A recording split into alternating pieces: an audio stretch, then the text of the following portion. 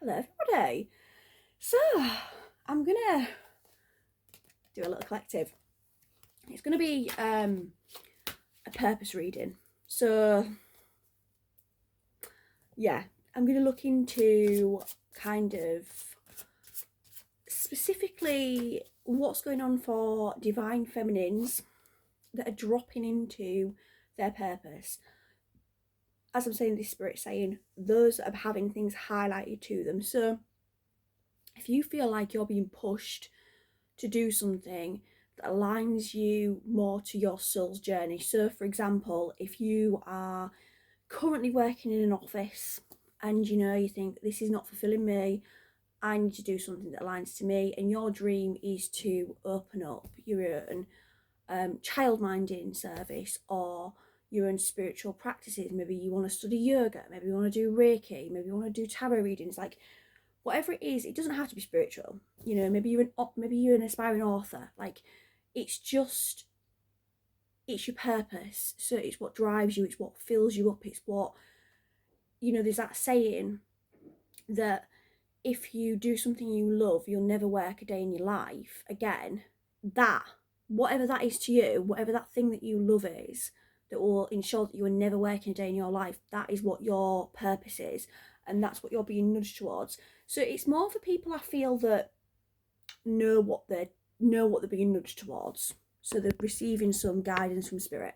And before I jump in and speak about it, I actually want to just kind of touch upon like a little story that I found on TikTok, which is really interesting because obviously I do speak about purpose quite a lot.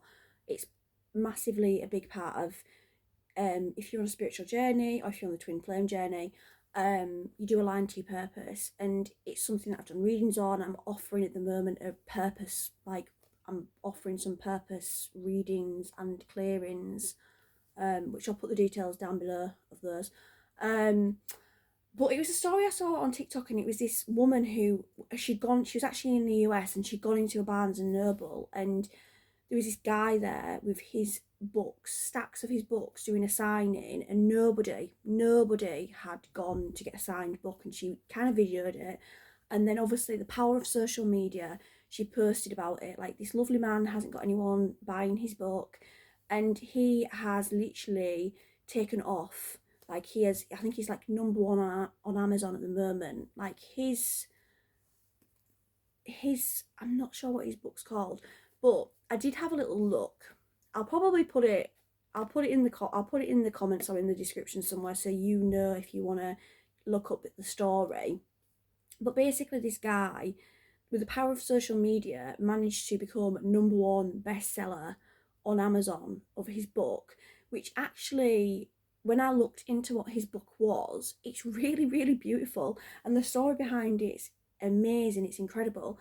Like, he had a bad experience in the workplace, so he went away and he wrote a book to tell people, so to tell managers, to tell business owners, how to basically run a more ethical practice for their employees that make the workplace, more productive, more emotionally fulfilling, and less soulless. And it's such a beautiful, like, obviously mission for that to be his mission, to change the way that businesses operate, and for him to get this stroke of luck where somebody's come across his book signing and thought, I'm going to use social media to change this man's life. And then his really beautiful, really kind of ethical and really compassionate book that's teaching you how to be more compassionate as a person is now number one bestseller.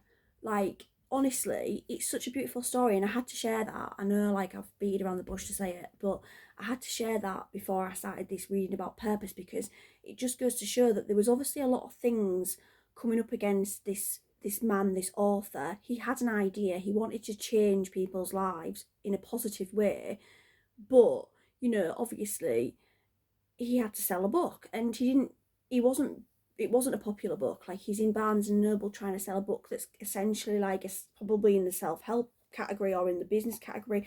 Not many people are going to be interested in it, but because of the power of social media and because of this man's story, people have gone and they've supported him. And maybe people are supporting him from a perspective of they enjoy his story and they want to support him for that reason, not because the book's going to benefit them, but the book itself will find the people that it is going to benefit because of this. So I just wanted to share that. Like, he's stepped into his purpose, he's aligned to trusting that he's on a mission of some description to change things for the better, and the universe has rewarded him with obviously abundance in so many different ways, and he's acted like really graciously through it. Anyway, I'm going to stop talking about that now because I have rambled about that for 5 minutes, but definitely worth checking out. I'll find out the actual details about it because honestly I am so forgetful, it's unreal.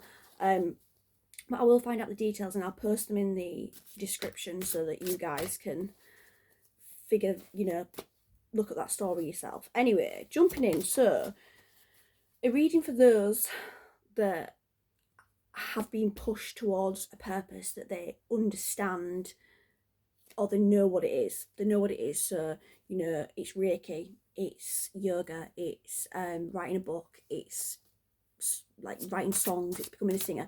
Whatever your purpose is, whatever fulfills you, you know what it is, but you haven't journeyed down that road yet. Let's see what the message is for you guys. Right.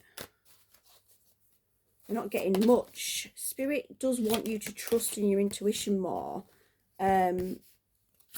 Know what it is that drives you and stop overthinking it. When I don't get cards, when I'm trying to pull cards and I don't get cards, generally the message from Spirit is you need to just do it. You need to just act, or you already know the answer. And I feel like for you guys, you do already know the answer here. Like, you know what you need to do. You need to just start. You need to stop dragging your feet. You need to stop worrying about the specifics. You need to, because I feel like for some you are making excuses. Like, for some you might be saying, well, I don't want to go down this route because I can't make it work straight away. Well, you don't have to make it work straight away. You just have to start. Like, you don't have to quit your office job. You can still do it alongside. You can do it on a weekend. You can do it on an evening.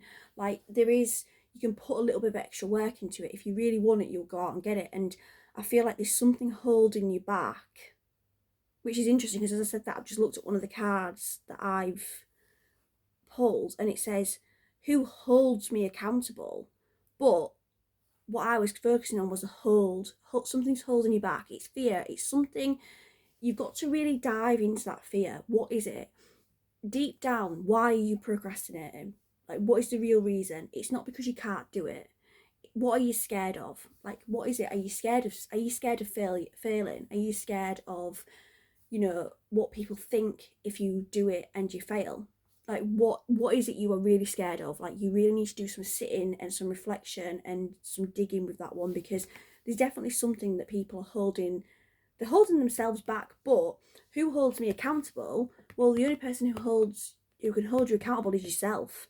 So, that's kind of relevant too. Like, you do need to hold yourself accountable for your own situation. And I feel like for some, this might be a situation that you complain about a lot, and you might sit there and you go, oh, do you know what, like, I'm so unhappy in this job, like, I'm so unfulfilled, but then you don't do the thing you need to do. And I'm not berating anyone by any means. The timing, sometimes you get tested, but the timing will come together in the right time as well. So there is an element of, if you don't do it, you're going to get pushed into it anyway because it's part of your purpose. But the best thing you can do is step into it and do it under your own control measures. So what do my friends represent? What I admire? And it's funny because I got the feeling that some people in this group are a little bit afraid of being judged. So this could be by friends or families. Like, maybe your idea is a little bit out there. Maybe it's a little bit ambitious. Maybe you want to be a global superstar. Like, I don't know. But maybe you're afraid of what people will think, because people do have a habit of projecting their own insecurities, fears and inabilities onto other people. Somebody who sat in the same job their whole life will happily judge another person for going out there and trying to make the dreams come true because they've not done it. And I feel like I get the vibe that there's some people in your circle that are a little bit like that.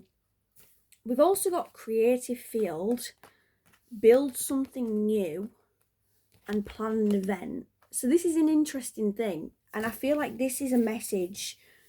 These three cards in combination are a message to do something a little bit out of the box to promote whatever it is that you are trying to sell.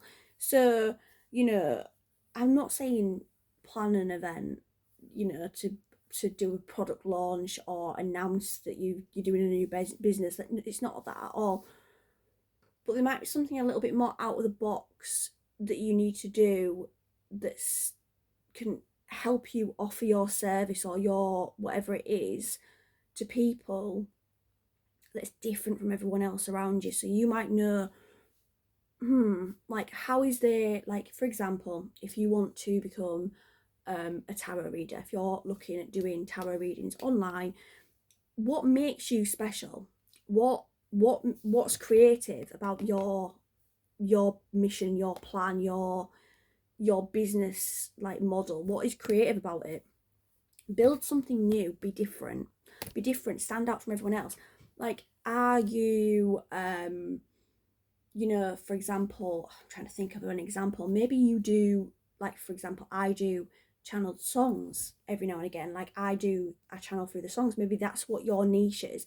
Like, find what your niche is, what sets you apart from the rest of the community, what's going to get people to book your reading services, what's going to get people to follow you instead of somebody else. Like, there's something in that about finding your niche and making it work. And the plan and event part is, putting it into action. So, going around and promoting yourself in certain ways. And we've got practice affirmations.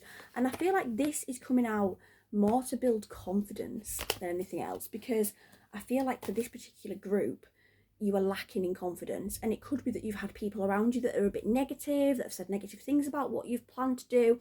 So building yourself up, telling yourself you can do it. I mean, I started doing tarot readings back in 2018, 2019. I taught myself.